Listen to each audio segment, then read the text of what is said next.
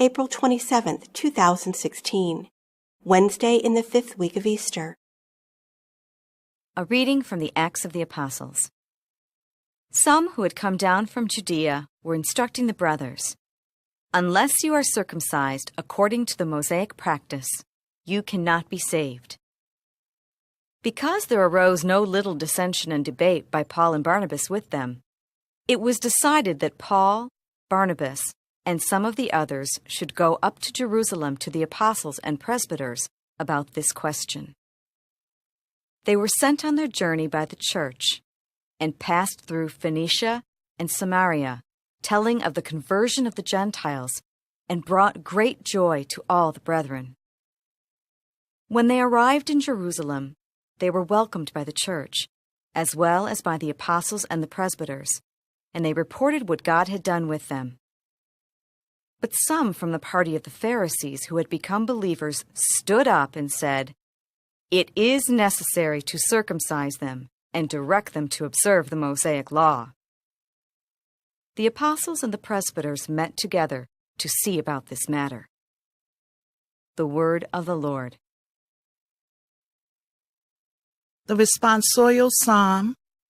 The response is, "Let us go rejoicing to the house of the Lord. I rejoice because they said to me, 'We will go up to the house of the Lord.' And now we have set foot within your gates, O Jerusalem. Let us go rejoicing to the house of the Lord. Jerusalem built as a city with a compact unity.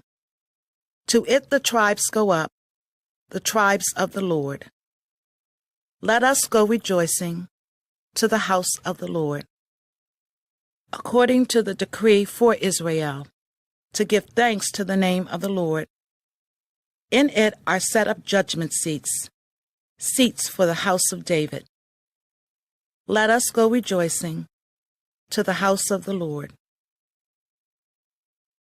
A reading from the Holy Gospel according to John. Jesus said to his disciples, "I am the true vine, and my Father is the vine grower. He takes away every branch in me that does not bear fruit, and every one that does he prunes so that it will bear more fruit. You are already pruned because of the word that I spoke to you. Remain in me as I remain in you. Just as a branch cannot bear fruit on its own unless it remains on the vine, so neither can you unless you remain in me. I am the vine, you are the branches. Whoever remains in me, and I in him, will bear much fruit, because without me you can do nothing. Anyone who does not remain in me will be thrown out like a branch and wither. People will gather them and throw them into a fire, and they will be burned. If you remain in me, and my words remain in you, ask for whatever you want, and it will be done for you. By this is my Father glorified, that you bear much fruit and become my disciples."